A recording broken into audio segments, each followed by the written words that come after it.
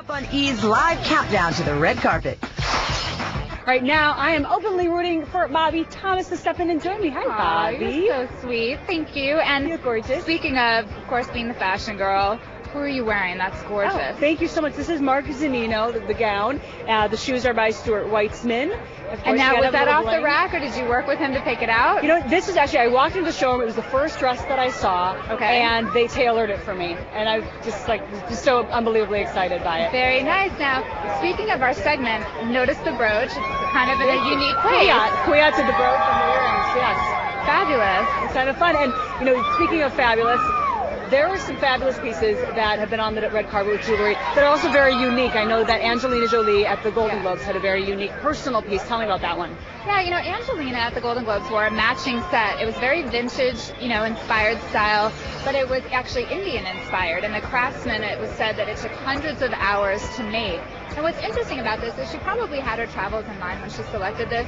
Her and Brad both used their fame to shed the spotlight on many other interesting causes, and it seems natural for her to kind of pay homage to her travels and where she's been. So I think it is about a unique statement piece. It's not about how many millions of dollars are you wearing. Right, because oftentimes we do. We see big pieces that are, you know, 20 carats of diamonds or 50 carats, and it's just worth $10 million. And oh my God, and everyone's so wowed that when you find out that someone's wearing a piece that's, you know, $15,000, it doesn't seem as impressive. It's so much more warming.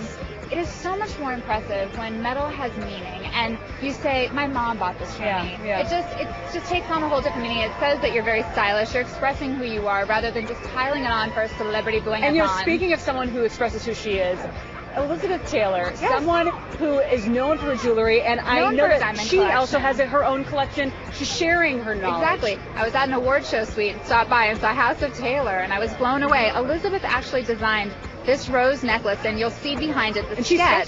She sketched that. You know, this is a sketch, yes, and it's, you know, she signed the sketch, and she talked about how it's rubies and emeralds and diamonds, and here it is come to life. It's beautiful. The bangles are also hers. And very unique. This isn't something that you normally would see walking down the carpet. Exactly. And Marilyn Monroe, you know, you can't forget gentlemen prefer blonde. Exactly. Also and diamonds are a girl's best friend. But surprisingly enough, she actually wore crystals. You would not believe most of the pieces she wore in those movies were crystals. And Dolores Hope Masi actually inherited her pieces. And for the first time ever, Dolores has allowed replicas to be made. And they're made of Swarovski crystals. So what's interesting is it's not out of your budget maybe. And she has all of these fabulous pieces that you'll notice from movies, and you'll see.